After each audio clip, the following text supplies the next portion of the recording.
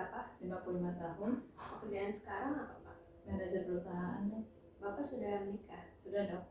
Bapak pendidikan terakhirnya apa Pak? S2. Oke, nah Bapak ada keluhan apa nih Pak sehingga datang ke sini? Belakangan ini saya sering sekali kencing, Dok. Sudah berapa lama Bapak alami sering kencing nih Pak? 3 bulanan, Dok. Kira-kira tiap malam itu Bapak bisa berapa kali kencing Pak? Sekitar 3-5 kali, Dok. Ada nyeri nggak? Tidak, Dok. Nggak ada nyeri. Nah selain sering kencing, itu Bapak sering haus nggak Pak? Jadi sering minum, kemudian tenggorokan jadi kering, udah nggak Pak? Ya, Dok, saya sering haus dan tenggorokan saya kering, Dok. Oke, berat badannya gimana Pak? Berat badan saya juga turun, Dok. Turun kira-kira berapa kilo Pak? Kurang lebih 5 kilo, Dok. Dalam waktu? Dalam waktu 3 bulan ini, Dok. Oke, nafsu makannya baik? Nafsu saya makan baik, Dok, bertambah malah.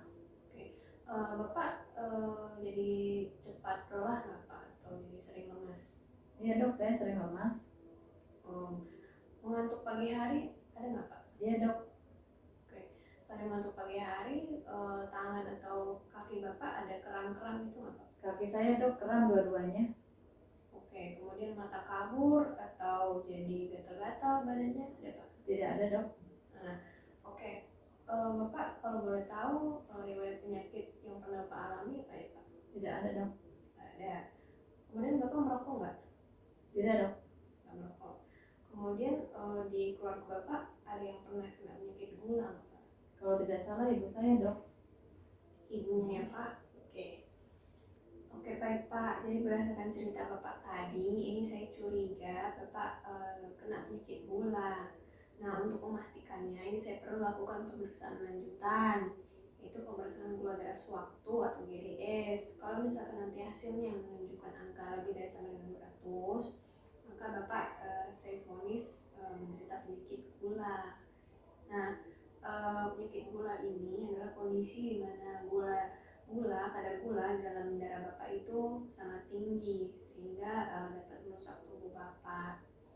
Nah, penyebab kadar gula yang tinggi ini pertama bisa karena insulin dalam diri Bapak itu rendah, ataupun karena insulin atau glukosa itu tidak bisa masuk ke dalam otot Bapak sehingga kadar gula dalam darahnya itu jadi tinggi sekali karena tidak bisa masuk itu. Nah untuk memperbaiki penyakit ini atau memperbaiki gejala-gejala yang Bapak alami, kita perlu kontrol kadar glukosanya. Nah, untuk mengontrol kadar glukosa atau kadar gulanya itu kita perlu lakukan 5 hal. Yang pertama itu adalah diet, kemudian olahraga, selanjutnya juga obat atau insulin, kemudian monitoring dan juga edukasi. Nah, yang saya lakukan kepada Bapak ini sekarang adalah edukasi. Nah, untuk diet ini Bapak perlu perhatikan porsinya. Jadi makan boleh, tapi jangan terlalu banyak porsinya. Nah, kemudian juga sebaiknya Bapak hindari karbohidrat yang simpel, contohnya kayak gula pasir. Tuh. Nah, tapi bukan berarti Bapak tidak boleh makan nasi. Makan nasi tetap boleh, cuma perhatikan porsinya ya Pak ya. Nah, kemudian selanjutnya olahraga. Nah, untuk olahraga ini sebaiknya Bapak lakukan olahraga aerobik, contohnya kayak jogging. Nah, sebaiknya Bapak juga lakukan 3-5 kali seminggu, minimal 30 menit. Nah, untuk obat-obat atau insulin itu nanti saya akan resepkan kepada Bapak sesuai dengan kebutuhannya. Nah, ini Bapak harus rutin minum ya Pak, supaya kadar glukosanya itu terkontrol.